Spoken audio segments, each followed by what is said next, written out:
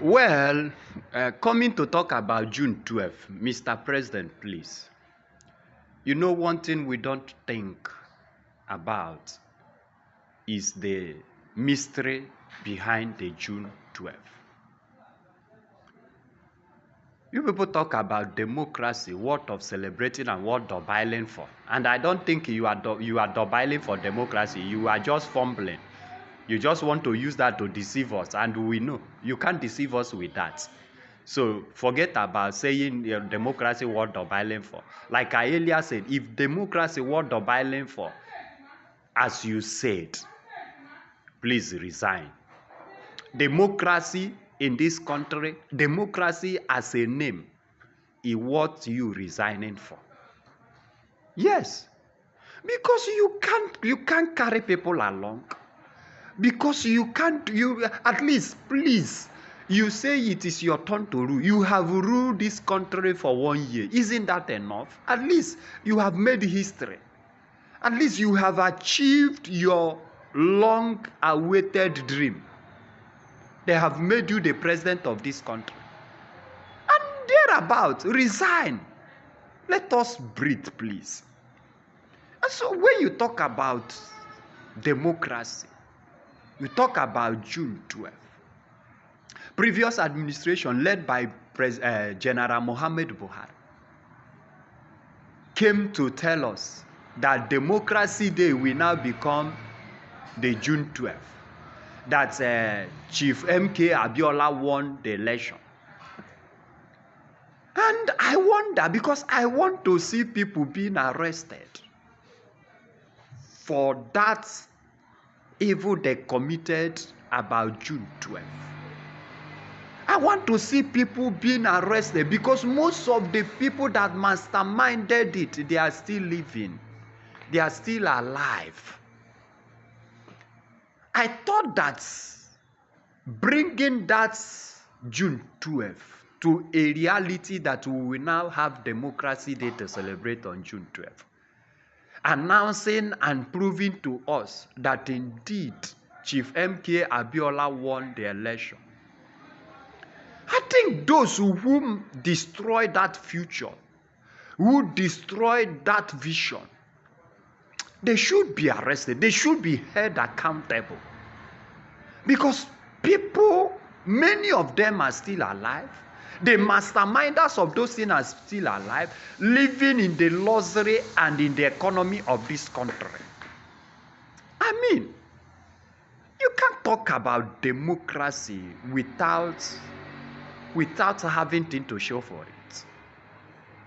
Democracy, they say, is a government of the people, by the people, and for the people. Now tell me, how have you people practicing this democracy in this country?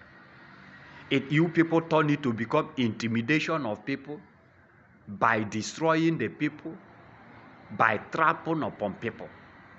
That is what it is. Tell me if it is not. An honorable member is inside a bulletproof car that worth 150 something million or 60 million. That is not enough. He's moving around with about 20 soldiers, about 20 policemen, moving in convoy, protecting one criminal that is inside a car, a bulletproof car already. Isn't that insane? Meanwhile, people's lives are being destroyed on a daily basis. People could not go to farm. People could not go for their business because of the embarrassment they have received, harassment they are receiving in their farm, even killed in the process. People are being kidnapped, murdered every day. No policemen to rescue them, no military men to rescue them. But a one criminal in a bulletproof car is moving with about 20 soldiers, about 20 policemen. Is this the democracy you people talked about? Tell me. It can't be. I think something is wrong. And I find out what is wrong.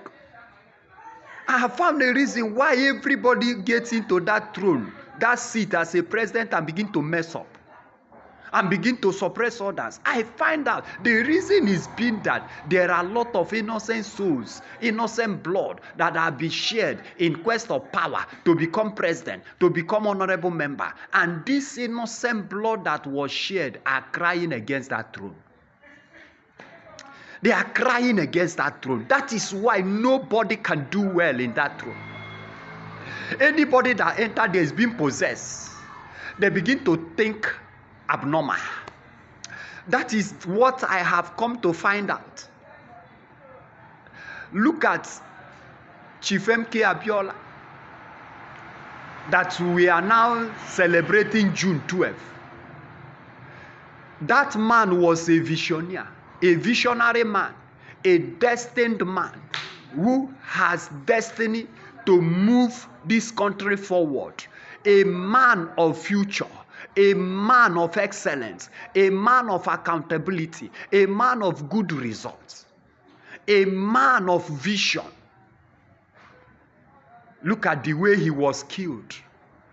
He was jailed, tortured, killed, along with the wife. And you think that the blood of these people are not crying against you presidencies. You think that the blood of these people are not crying against that seat you are occupying in Aso Rock.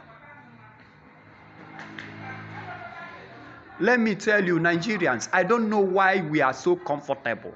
I don't know why we allow this to be happening. I don't know why. Things are going the way it is going. We are saying nothing. We are not saying anything. And that is why the previous administration tagged us lazy youths. Because we allow old men who are close to grave, who have expired brain, to come and destroy our future as a leaders, as a rulers, seated in that throne of leadership, destroying our future. And we allow it, and we seated comfortably, we feel comfortably, we feel like it's good for us. We are happy. I think we are not normal. I think we Nigerians are not normal. Honestly. Because I wonder why things will be going wrong like this. And nobody, and everybody is comfortable with it. Look at us. The youth, we the future leaders. Those old men enter there, trample on our futures, trample on our experience, rule over us, destroying our future, and we are comfortable. No, I think we are not normal. We are not normal. Because if we are normal, we should be quiet. And these people destroy our future, our generational future. They destroy it. Old men who have expired, who have finished their destiny, who have exhausted their destiny, they are now destroying our own future and destiny, and we watch them do that. No, I think we are not normal. I think we are not normal. I think God has to deliver us from this comfortness and comfortability of our zones.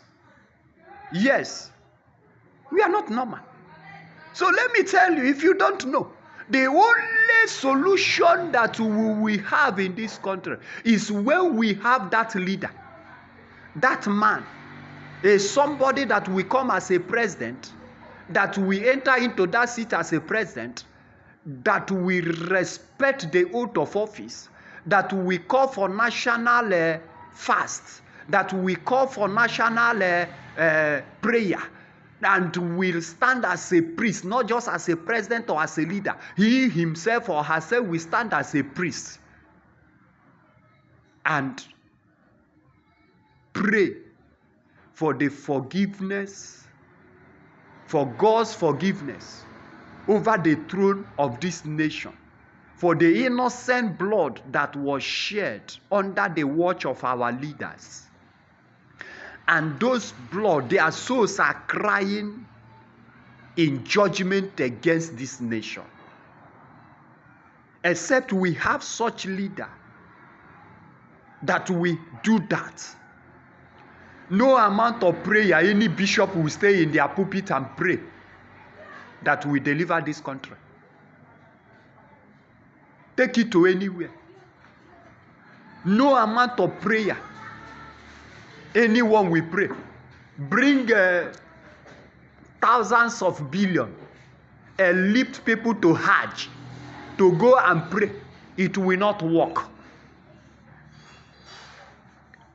Bring thousands of billions, lift Christians or Muslims to their holy land. It will not solve, their prayers will not solve the problem we are in Nigeria. Now I have come to see why, if anybody you think that is doing where somebody enters there, he will be possessed. And you begin to look and people and say, is it this man that we know?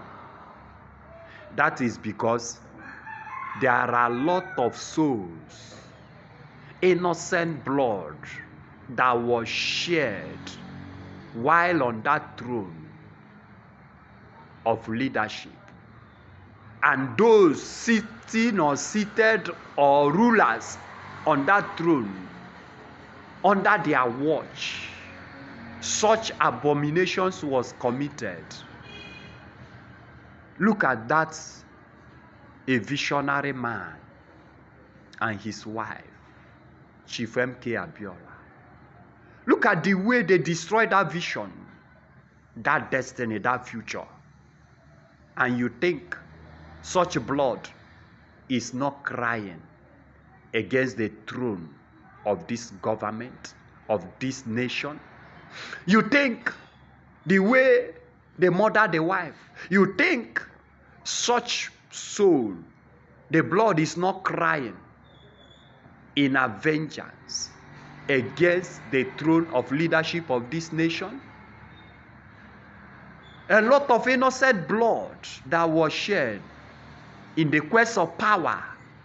Do you think that their blood, their soul is not crying against the throne of this nation, against the seat of leaderships? If you think it's not, then bring that person that will come there and will not misbehave. So please,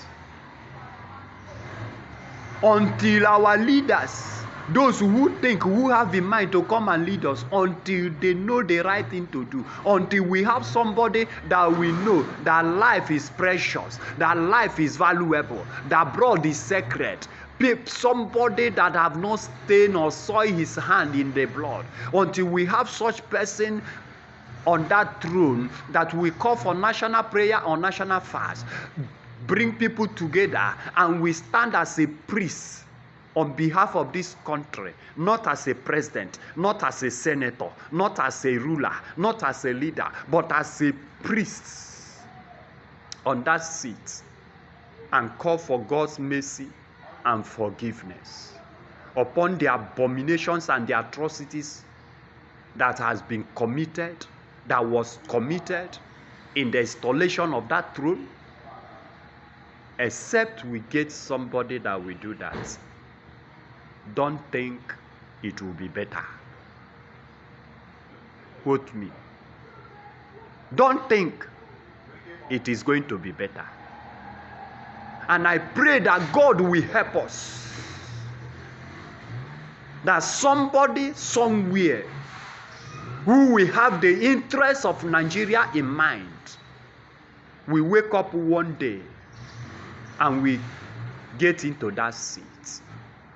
I don't know how it's going to happen, but I believe there is nothing is impossible for God to do.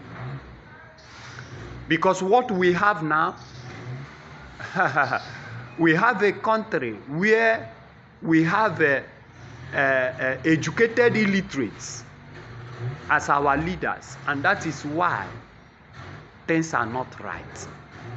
We have even them as our attorneys that can't explain or interpret and. That is a problem. That is a mess we have landed ourselves in. I just pray that God will help us. That God will help us. Just the way we prayed in this election 2023. We prayed, fasted for it, for God to, in His Spirit, possess all Nigerians, both youth, old and young, to come out and vote for a change. And God did that. God answered our prayers. And after that, a mere man, a mortal man, because they have signed an agreement, after you finish ruling, it is my turn to rule. And they think they can trample upon the mind of Nigerians. They think they can manipulate the strength of the Nigerians, their intelligence, and give us a person they have agreed that after me, will be your turn. May God deliver we Nigerians from the hand of these demons that have put us in this mess. May God deliver us from their hands. Because I know a man with a good spirit, with a good conscience, cannot do that. So that is why I said, may God deliver us, Nigerians, from the hand of these demons that have trampled upon our future, that have trampled upon our visions. And all I know is that because they say we will not enjoy the good things that God have blessed this country with, their children they are sending abroad to go enjoy the good things there, they will be useless. They will not be useful for them. They send their children to go acquire good education. When they go there, they will become hooligans, drug addicts. That is my prayer for them. So Nigerians, I don't know why we are silent. We see our destinies being trampled upon, our futures being destroyed by people that have expired, by people that have already, they have finished their destiny. The purpose of their birth, they have fulfilled. People that has nothing to offer us, people that are now close to grave, we allow them to destroy our future and our destiny, to trample on it, on our intelligence, and we feel it is okay. You may feel it is okay, but for me it is not okay. It's a wrong thing, and it can't be. I should be happy watching people like that tread upon my future, upon my destiny. I'm now in my own father's land, in my country, and I'm being subjected. Even a slave is not subjected to such torture, to such pains and hunger. So I'm not comfortable with what I'm seeing in this country. And I want you to be seeing such. And I want you to be provoked the way I am provoked. And let us carry our destiny in our hands and bring the change that we desire. God bless you.